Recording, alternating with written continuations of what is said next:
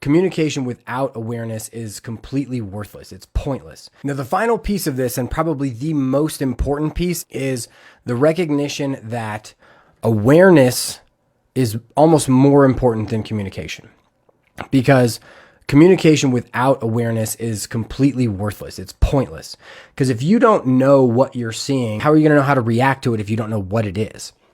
But so when we talked about the foundations of these players kind of being off ball and what they're actually doing, their ability to be aware and see the right things is what is going to allow them to have the communication on the field, whether it's in the meeting at the goal or on the field when they're doing it, to help each other to be the best unit that you can be. Now, from a coaching standpoint, one of the mistakes that I see coaches making all the time is assuming that because something happened, the players are seeing the right things.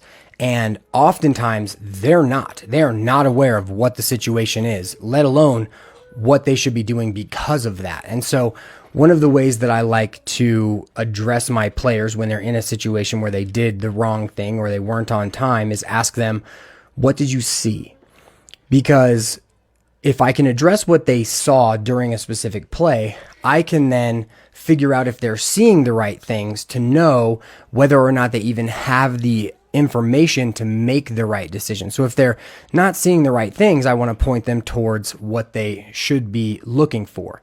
And if they did see the right thing, but they were in the wrong position, now I want to train them on exactly what they should be doing in that situation. And so in a off-ball situation where we dodge, draw, slide, if someone gets back cut and the guy catches and finishes, instead of saying, "Oh, Billy, you missed your guy, what are you doing?"